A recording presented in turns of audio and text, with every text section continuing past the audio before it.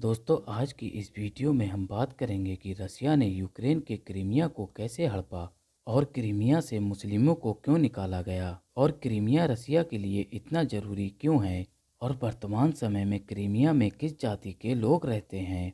ये सब जानेंगे आज के इस वीडियो में।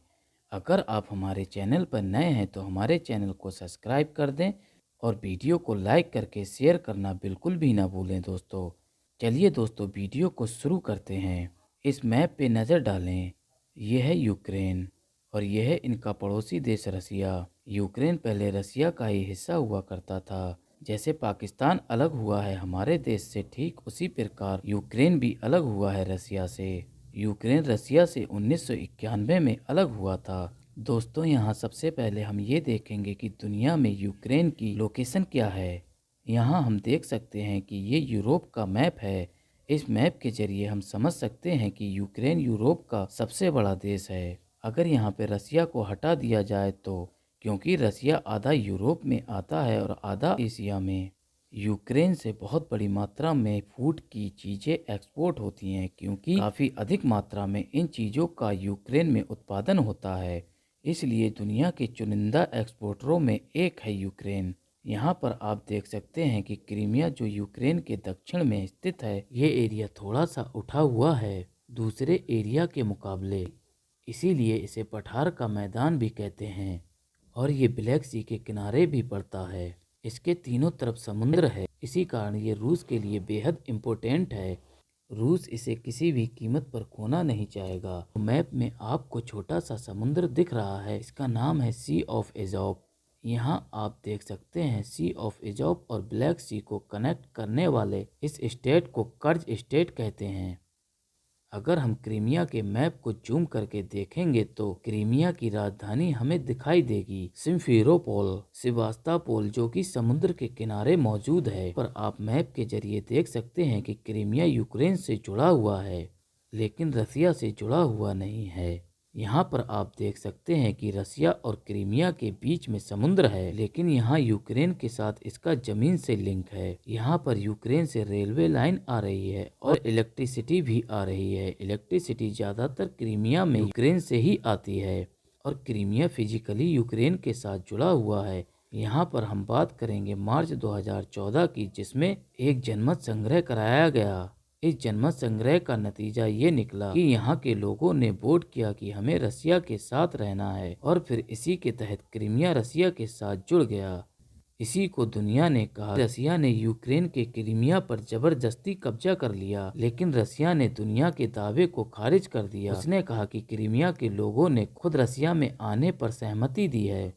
दोस्तों, इसके बाद जहाँ जहाँ रसिया के मूल निवासी थे यूक्रेन में, वहाँ से भी आवाज उठने लगी कि हमें भी यूक्रेन के साथ नहीं रहना है, हमें भी रसिया के साथ जाना है। फिर यूक्रेन के दक्षिण में लड़ाई शुरू होती है। वहाँ के लोकल मलेशियास दोस्तों वो लोग होते हैं जो कि आर्मी नहीं होते, लेकिन उनके पास लड़ाई की ट्रेनिंग और वो पूरी तरह से हथियारों से लैस होते हैं। ऐसी एक फौज को मलेशियास कहा जाता है। कहने का मतलब है कि ये प्रॉपर आर्मी नहीं है, ये लोगों का एक समूह है जिसके पास हथियार है और ट्रेनिंग है हथियार चलाने की। इन लोगों ने यूक्रेन के खिलाफ विद्रोह कर दिया और इन मलेशियास का सपोर्ट किया रशियन आर्मी ने। हालांकि रशियन आर्मी ने खुलकर इन लोगों को सपोर्ट नहीं किया, छुपकर सपोर्ट किया। रशियन आर्मी ने इन मलेशियास का पूरा सपोर्ट किया हथियारों से, बख्तरबंद गाड़ियों से और टैंकों से। इस समय यूक्रेन और रसिया के बीच भयंकर युद्ध चल रहा है। इस युद्ध में यूक्रेन नाटो की मदद से रसिया को कड़ी टक्कर दे रहा है। रसिया द्वारा कब्जा किए हुए यूक्रेन के एरियाज को दोबारा से यूक्रेन अपने कब्जे में ले रहा है। इसी तरह अगर नाटो का सपोर्ट यूक्रेन को जारी रहा तो यूक्रेन रसिया से क्रीमिया को भी छीन सकता है। दोस्तों, तो सबसे पहले हम ये जानेंगे कि इस घटना का पूरा इतिहास क्या है। यूक्रेन लगभग 400 सालों तक रसिया एम्पायर कंट्रोल में रहा, लेकिन क्रीमिया जो है वो ऑटोमन एम्पायर, जो कि टर्की में स्थित है। Ottoman Empire Crimea, Egypt, Balkan, इस पूरे एरिया को कंट्रोल करता था। ऑटोमन एम्पायर से क्रीमिया रूस के पास चला गया। 1783 में एक लड़ाई के दौरान ऑटोमन एम्पायर की हार हुई के बाद रूस में एक क्रांति होती है और फिर इसके बाद यूएसएसआर की स्थापना होती है। इसी के दौरान क्रीमिया भी यूएसएसआर का हिस्सा बन जाता है। और फिर 75 सालों तक क्रीमिया यूएसएसआर के साथ ही रहता है। 1924 में स्टालिन यूएसएसआर के नेता बनते हैं। उनकी गलत नीतियों के कारण यूएसएसआर में बहुत दुखद घटनाएं हुई। खास करके 1932 और 33 में स्टालिन की नीतियां ऐसी थीं कि यूक्रेन एरिया के लोगों को खाना नहीं दिया गया। यूक्रेन में जो अनाज पैदा हुआ था वो वहाँ के किसानों को नहीं दिया गया था। वो सब रसिया के अलग अलग स्थानों में भेज दिया गया था। इन नीतियों के कारण करोड़ों यूक्रेनी लोग भूख से तड़प तड़प कर मर गए। स्टालिन जो था वह चाहता था कि यूक्रेन से ज्यादा लोगों को वहां से हटा करके रसियन मूल के लोगों को बसाया जाए। वर्ल्ड वार 2 के बाद उसने एक और नीति अपनाई कि जो क्रीमिया में रहने वाले तातार लोग हैं उन्हें वहां से भगाया जाए। दोस्तों, ये तातार जाति के जो लोग थे वो मंगोल वंशज थे। ये तातार जो हैं वो मुस्लिम होते हैं जो लगभग पूरे मध्य एशिया में पाए जाते हैं। क्रीमिया में मुस्लिमों को तरह से वहां से हटा दिया गया। उन्हें वहां से उज्बेकिस्तान शिफ्ट कर दिया गया। दोस्तों, क्रीमिया में 35% आबादी मुस्लिमों की थी और सेकेंड वर्ल्ड वार के बाद वहां सिर्फ 0.2 ही मुस्लिम आबादी रह गई। दोस्तों, क्रीमिया में ज़्यादा से ज़्यादा रसियन को बसाया गया। रसिया ने इस तरह से क्रीमिया को पूरी तरह से तब्दील करके रख दिया। पहले क्रीमिया और यूक्रेन दोनों ही रसिया का हिस्सा हुआ करते थे। दोस्तों, क्रीमिया के लोगों ने अपने आप को यूक्रेन से अलग रखा। विक्टर यानुकोविच 2014 में यूक्रेन के राष्ट्रपति चुने गए और ये रसिया के बहुत करीब माने जाते थे। यूक्रेन उस वक्त यूरोपीय यूनियन में शामिल होना चाह रहा था। यूरोपीय यूनियन में कोई भी देश डायरेक्ट शामिल नहीं हो सकता। उसके लिए आपको पहले कुछ इम्पोर्टेंट ट्रीटीज साइन करनी होती हैं। यूरोपीय यूनियन में शामिल होने के लिए अगर यूक्रेन यूरोपीय यूनियन में शामिल हो जाता है तो काफ़ी फाइनेंशियल मदद मिलती, लेकिन विक्टर यानुकोविच ने आखिरी समय ऐन वक्त पर इस डील पर साइन करने से मना कर दिया।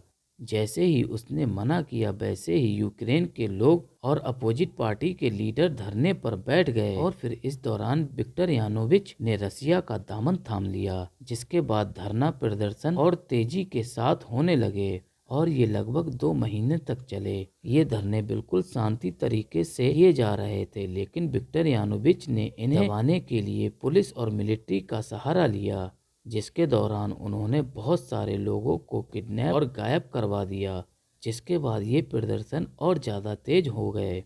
फिर विक्टर यानुकोविच को यूक्रेन छोड़कर रसिया भागना पड़ा क्योंकि उन्हें अपनी जान का डर था, कहीं ये भीड़ उन्हें घर में घुसकर मार ना दे। जैसे ही विक्टर यानुकोविच यूक्रेन छोड़कर भागे उनके बाद यूक्रेन में नई सरकार आई। इस सरकार ने यूरोपीय यूनियन के साथ एक एग्रीमेंट साइन किया।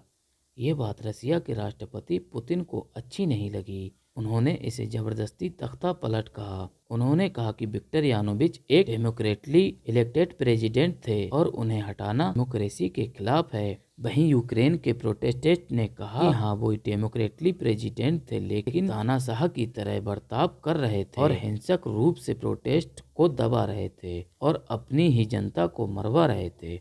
जैसे ही विक्टर यानुकोविच यूक्रेन से भागे वैसे ही क्रीमिया में भी प्रोटेस्ट शुरू हो गए। आपको याद होगा कि क्रीमिया में रसिया आबादी को बसाया गया था, इसीलिए वो यूक्रेन के साथ नहीं रहना चाहते थे। वो उससे अलग होकर रसिया में जाना चाह रहे थे क्योंकि क्रीमिया उस वक्त तक यूक्रेन देश में पड़ता था। इसी तरह जब यहाँ प्रोटेस्ट शुरू हुए तो रसिया ने अपनी दखल अंदाजी करके यहाँ एक नया पीएम बनाया। फिर ड्रामा के तहत इस नए पीएम ने रसिया से मदद मांगी कि हमें सिक्योरिटी और शांति के लिए आपसे मदद चाहिए। क्रीमिया में ज्यादातर रसियन मूल के निवासी रहते हैं, इसलिए यहाँ प्रोटेस्ट शुरू हुए। वो नई नवेली यूक्रेनी सरकार को नहीं चाह रहे थे, इसीलिए यहाँ पर बड़े स्तर पर प्रोटेस्ट शुरू हो गए थे। रसिया ने इसका पूरा फायदा उठाया। उसने अपनी सेना को क्रीमिया में भेजा बिना किसी पहचान के। वो एक नकाबपोश की तरह वहां गए थे। रसिया ने बड़ी चालाकी के साथ इन सैनिकों को भेजा ताकि किसी को पता ना चले कि किस देश के और किस बटालियन के हैं। इन्हें यहाँ भेजने के बाद इन्होंने 3 दिन के अंदर ही क्रीमिया के सारे एयरपोर्ट, सरकारी बिल्डिंग्स और सारी महत्वपूर्ण लोकेशन पर अपना कब्जा कर लिया। क्रीमिया का जो नया पीएम था उसने कहा कि मैं यहाँ की जनता से एक जनमत संग्रह करवाना चाह रहा हूँ। ये सब रसिया के इशारे पर हो रहा था। जनमत संग्रह सिर्फ एक ड्रामा था, क्योंकि इस जनमत संग्रह में था कि या तो क्रीमिया पूरी तरह से आजाद हो जाए या वो रसिया के साथ में आ जाए। यूक्रेन के साथ में जाने का तीसरा ऑप्शन था ही नहीं। ये जनमत संग्रह 16 मार्च 2014 को हुआ। इसमें 85% लोगों ने रसिया के साथ आने का पक्ष रखा। इस इलेक्शन को इंटरनेशनल लेवल पर नकार दिया गया। उनका कहना था कि ये एक ड्रामा है, क्रीमिया पर जबरदस्ती कब्जा किया गया है। कुछ दिनों के बाद एक रिपोर्ट सामने आई रसिया के मीडिया में कि एक्चुअली इस जनमत संग्रह में सिर्फ 30% लोगों ने ही रसिया के फेवर में वोट किया था, न कि 85% लोगों ने। इस रिपोर्ट को पूरी तरह से रशियन गवर्नमेंट ने नकार दिया। उन्होंने कहा ये रिपोर्ट गलत है। जैसे ही क्रीमिया रसिया से जुड़ा, वैसे ही यूरोपीय कंट्री और अमेरिका सब ये कहने लगे कि रसिया ने क्रीमिया पर जबरदस्ती कब्जा किया है। इन देशों ने रसिया पर कई तरह के प्रतिबंध लगा दिए कि रसिया से ना कोई तेल गैस खरीदेगा और ना ही इसी तरह का कोई कंपनी व्यापार करेगी। रसिया के सारे नेताओं पर प्रतिबंध लगा दिया गया कि ये इन देशों में नहीं जा सकते, और इसके अलावा रसिया के बड़े नेता और खुद व्लादिमीर पुतिन के अकाउंट फ्रीज कर दिए गए, जो कि न्यूयॉर्क के बैंकों में थे। इस तरह के प्रतिबंध लगने के बाद रसिया की इकोनॉमी में गिरावट आने लगी थी। रसिया ने कहा ओके, आप हमारी गैस नहीं खरीदें। उसने चाइना के साथ डील साइन की कि वह अब अपनी गैस चाइना को बेचेगा। ये अब तक की सबसे बड़ी गैस डील थी, 400 मिलियन की। वेस्टर्न कंट्री ने रसिया को G8 ग्रुप से भी निकाल दिया। वेस्टर्न कंट्री ने रसिया को G8 ग्रुप से निकाल दिया सिर्फ क्रीमिया की वजह से। दोस्तों, G8 ग्रुप क्या है और ये अब G7 क्यों रह गया, इसकी स्थापना कब हुई थी, आगे हम इस पे चर्चा करेंगे। दोस्तों, G8 शुरू में सिर्फ G6 था। 6 देशों का समूह मिलकर G6 बना था। इसकी शुरुआत 1975 में हुई थी। फिर इसके अगले साल इसमें कनाडा भी शामिल हो गया। ये बन गया G7। कुछ सालों तक ये G7 ही रहा। फिर 1998 में इसमें रूस औपचारिक रूप के साथ शामिल हो गया। फिर ये बन गया G8। कई सालों तक ये G8 रहा दोस्तों G8 रह गया G7 सिर्फ क्रीमिया क्लेश की वजह से। बाकी के देशों ने रसिया को बाहर कर दिया। जैसे ही क्रीमिया यूक्रेन से अलग होता है, उसके तुरंत बाद में यूक्रेन के दूसरे राज्यों में भी आवाज उठना शुरू हो गई कि हमें भी रसिया के साथ जाना है, क्योंकि वहाँ के ज्यादातर लोग रसियन हैं, इसलिए वहाँ भी लड़ाई शुरू हो गई। ये एरिया है लुहांस्क, डोनेट्स्क, खार्किव और ओडेसा। आप इस मैप के द्वारा समझ सकते हैं कि ये सभी इलाके रसिया बॉर्डर के पास में पड़ते हैं और ये अपने आप को रसियन मानते हैं। इस तरह आप देख सकते हैं यूक्रेन 2 हिस्सों में बटा हुआ है। हालांकि ऐसा नहीं जैसे कि भारत और पाकिस्तान बटा हुआ है, लेकिन दोनों में हमेशा तनाव बना रहता है। यूक्रेन में अंतरिम सरकार बनने के बाद रसियन सपोर्टरों ने प्रोटेस्ट शुरू कर दिए। इनका कहना ये था कि जैसे कि क्रीमिया रसिया में शामिल हुआ है, ठीक उसी तरह हम भी रसिया में शामिल होना चाहते हैं, और उन्होंने यूक्रेन सरकार के खिलाफ लड़ाई शुरू कर दी। लगभग 6 महीनों तक लड़ाई चली यूक्रेन आर्मी और रसियन सपोर्टरों के बीच। फिर से यहाँ पर रसिया ने क्रीमिया वाली चालाकी को अपनाया। उसने अपने सोल्जर को वहाँ भेजा इनकी मदद के लिए। रसिया ये सब इसलिए कर रहा था कि उसे डर था कहीं यूक्रेन नाटो में शामिल न हो जाए, क्योंकि नाटो और रसिया की बिल्कुल भी नहीं बनती है। और अगर यूक्रेन नाटो का मेंबर बन जाता है तो नाटो में शामिल अमेरिका की मिसाइल सीधे रसिया के बॉर्डर पर तैनात हो जाएंगी। रसिया इसे कभी भी पूरा नहीं होने देगा। यही वजह है कि रसिया और यूक्रेन के बीच में लड़ाई छिड़ी हुई है। अगर आपको हमारा ये वीडियो पसंद आया हो दोस्तों, तो वीडियो को लाइक करें और चैनल को सब्सक्राइब करके वीडियो को शेयर करना बिल्कुल ना भूलें दोस्तों।